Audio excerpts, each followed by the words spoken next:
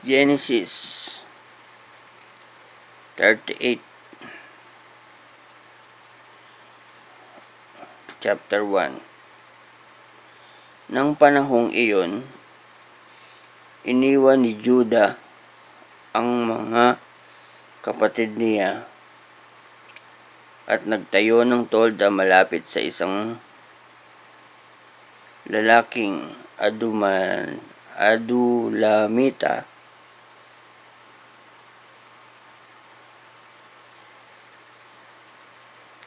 na ang pangalan ay Hira. Nakita roon ni Judah ang anak na babae ni Shua na isang Kananita. Kinuha niya ang babae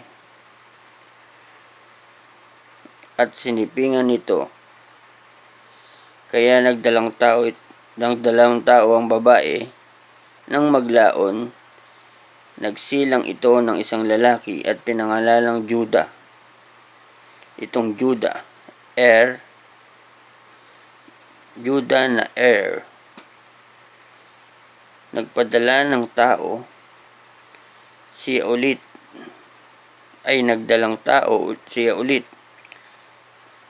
at nanganak ng isang lalaki, pinangalanan itong Onan.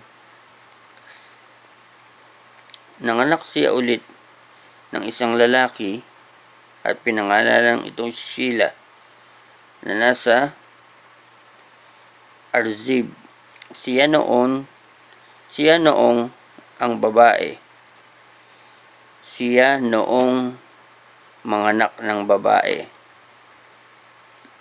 Nang maglaon, kumuha si Judah ng asawa para sa panganay niyang si at pangalan nito ay Tamar.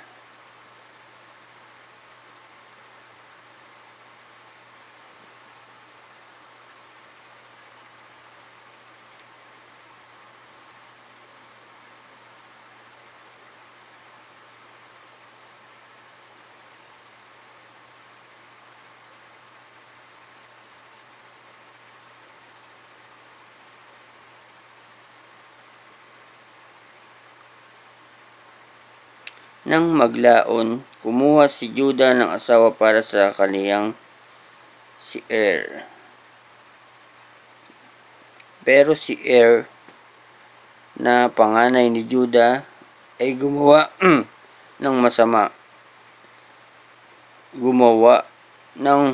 masama sa paningin ni Jehovah. Kaya pinatay siya ni Jehovah. Sinabi ni Judah kay Onan, pakasalan mo ang asawa ng kapatid mo bilang pagtupad sa pananagutan mo bilang bayaw, at sipingan mo siya para magkaroon ng anak. Namatay mong kapatid. Pero alam ni Onan na ang magiging anak ay hindi itinuturing na kaniya. Kaya kapag sinipingan niya ang asawa ng kapatid niya, sinayang niya ang semilya niya para hindi magbigay ng anak ang kapatid niya. Ang ginawa ni Onan ay masama sa paningin ni Jehovah, kaya pinatay niya rin ito. Sinabi ni Judah sa manugang niyang si Tamar na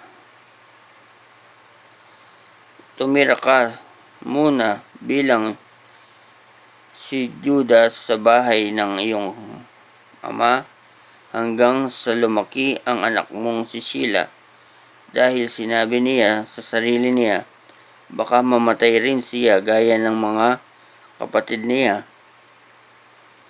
Kaya umalis si Tamar at tumira sa bahay ng magulang niya ng ama niya.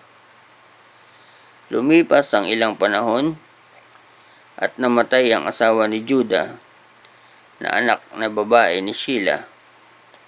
Nang matapos ang panahon ng pagdadalamhati ni Juda, pumunta siya sa mga manggugupit ng kaniyang mga tupa at sa Timna kasama ang kaibigan niyang Adulamita na si Hira. May nagsabi kay Tamar, ang biyenan mo ay pupunta sa Timna.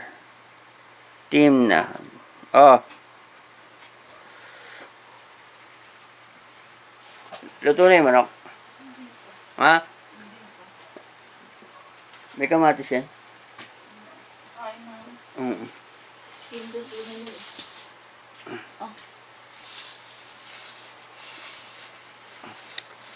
Para gupitan ang mga tupa niya. Dahil dito, hinubad niya ang kaniyang damit na pambiyuda at nagsuot ng belo at ng alampay at umupo siya sa pasukan ng Enaim na madadaanan. Pupunta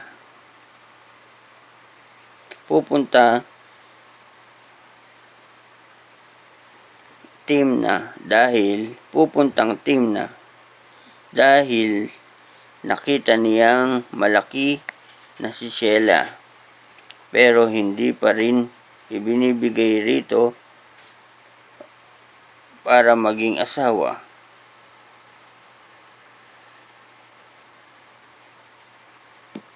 Nang makita ni Juda si Tamar, inisip niya agad na ito babaeng bayaran dahil may takip ito sa mukha. Kaya nilapitan niya ito sa tabing daan at sinabi, "Pakisuyo, pahintulutan mo akong sipingan ka," dahil hindi niya alam na magulang niya ito. Sinabi nito, "Ano ang ibibigay mo sa akin para masipingan mo ako?" Sumagot siya, "Magpapadala ako ng isang batang kambing mula sa kawan ko." Pero sinabi nito, "Magbibigay ka ba ng paniguro hanggang sa maipadala mo yon?" Sinabi niya, "Anong paniguro ang ibibigay ko sa iyo?"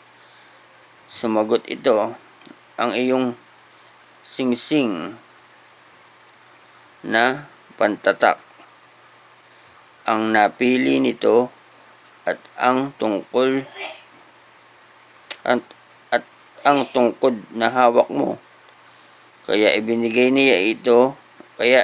niya ang mga ito sa babae at sumiping siya rito at ipinagbuntis nito ang anak niya. Pagkatapos, tumayo ito at umalis. Inalis nito ang kaniyang alapay at isinuot ulit ang kaniyang damit na pambiyuda at ipinadala ni Juda sa kaibigan niya Adulamita ang batang kambing para mabawi ang paniguro mula sa babae. Pero hindi nito nakita ang babae.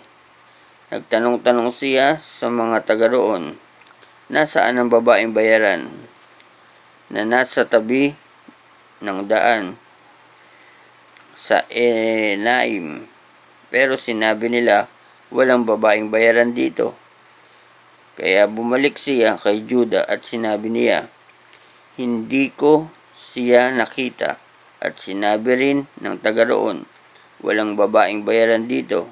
Sinabi ni Juda, hayaan na natin sa kaniya ang mga iyon, at baka pagtawanan pa tayo ng mga tao dahil sa kahahanap sa kaniya. Basta ipinadala ko ito, batang kambing, pero hindi mo naman siya nakita. Pero pagkaraan ng 3 buwan, may nagsabi kay Juda, ang iyong manugang na si Tamar ay naging babaeng bayaran at nagdalang tao siya ngayon. Kaya sinabi ni Juda, ilabas ninyo siya at sunugin. Nang inilabas na siya, sabihan na niya ang may-ari ng mga ito, ang ama ng dinadala ko. Idinagdag pa niya, pakisuyo, tingnan mo mabuti kung kanino ang mga ito. Ang singsing na pantatak ang napili nito at ang tungkod. At tiningnang mabuti ni Juda ang mga iyon at sinabi, mas matuwid siya kaysa sa akin, dahil hindi ko siya ibinigay sa anak kong si Sheila, at hindi na siya muling nakipagtalik dito. Nang dumating ang panahon ng panganganak niya, na lamang kambal ang sinapunan niya. Habang nanganganak siya, inilabas ang isang kamay nito, kaya kumuha agad ang kamadrona ng pulang sinulid at itinali iyon sa kamay nito at sinabi, ito ang unang lumabas. Nang ipasok ng sanggol ang kamay niya, lumabas ang kapatid niya. Kaya sinabi ng kamadrona, napakalaking punit ang ginawa mo. Kaya